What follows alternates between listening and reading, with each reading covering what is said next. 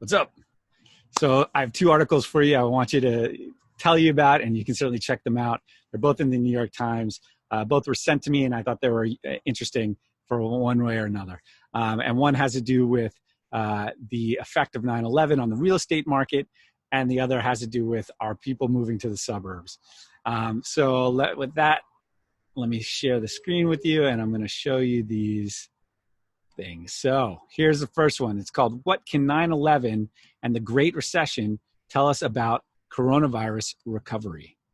And the thing that is interesting about this article is, and I've heard this echoed by a number of people, there was a lot of, after 9/11, there was a big sentiment like, oh, people are going to always, this is going to change the real estate market in New York City, and it's going to change everything because, you know, people are always going to be worried about further attacks from here on out. People aren't going to want to live downtown in the financial district. People aren't going to want to work there.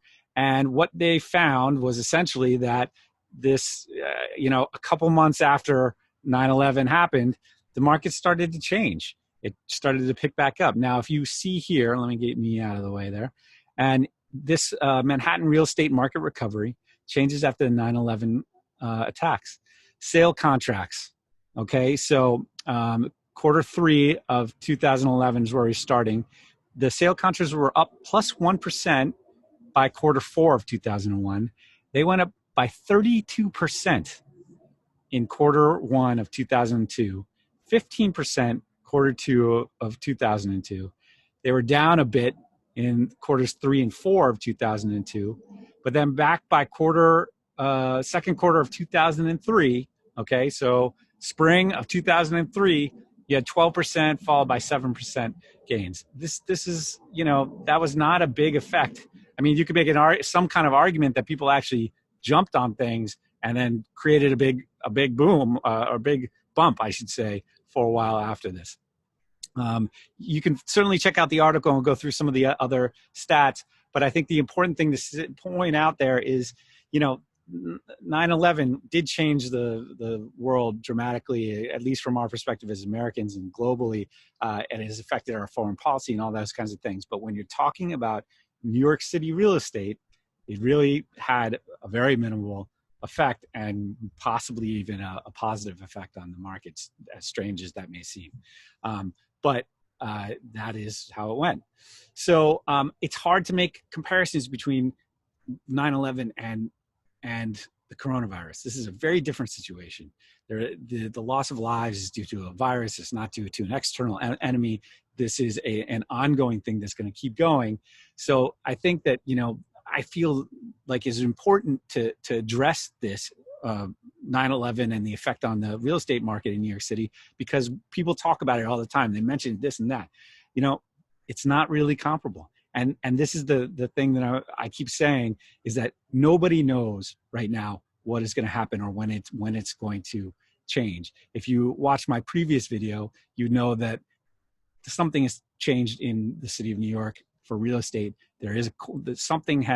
It's like a light switch is flicked on, and suddenly business is starting to percolate. And it was off for the last couple of months. But so that said, the other article I want to show you is this one, also from the New York Times. And the coronavirus escape to the suburbs. The pandemic has convinced some New Yorkers that it's time to finally give up on city living.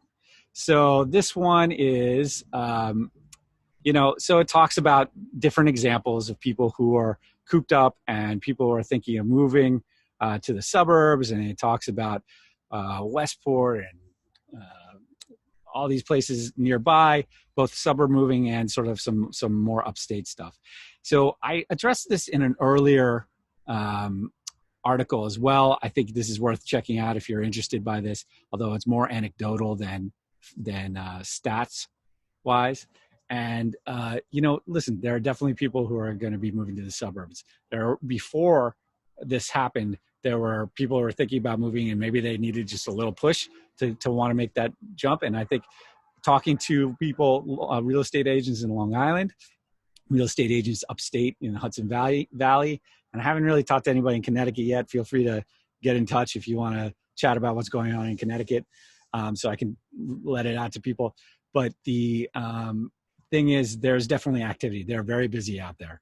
There's a lot of I don't know, I won't say showings. I don't know how things are moving, but things are moving out there. The answer is yes. People are going to move. After the 1918 flu pandemic, people moved from Manhattan to Brooklyn and Queens. Are you going to see more of an emphasis on outdoor space, on backyards, terraces? Are you going to see people who might otherwise be living in Manhattan moving to a townhouse in Brooklyn or Queens? I think there's a very strong probability that you will. Will you see an even greater emphasis on outdoor space for new developers as they build and design buildings for New York City going forward? I think you will. And something else that I was studying in the last couple of years with my former partners, studying terraces, which we spent a lot of time on. And so I think also I know of several clients of mine, friends and or clients, that have decided to start looking seriously about buying second homes, weekend homes upstate and out in, the various suburbs, or sort of usually a little more country. So I think you're going to see those things. You're going to see moving to the suburbs. You're also going to see people buying like crazy in New York because they recognize that it's a good time to be a buyer. Right now, your rates, 30-year mortgage rates, are under 3%. And the banks are tightening their restrictions for lending. But, I know it sounds counterintuitive to maybe a lot of what you're hearing in the media and the press, but I'm telling you that on the ground, at least now, I see all the makings of people doing a lot of buying and selling in New York City as a whole in the near future, certainly before the end of the year. So that's it for today. I hope you're staying healthy and safe and distanced, and hopefully you can get outside and enjoy the weather a little bit. Okay, bye.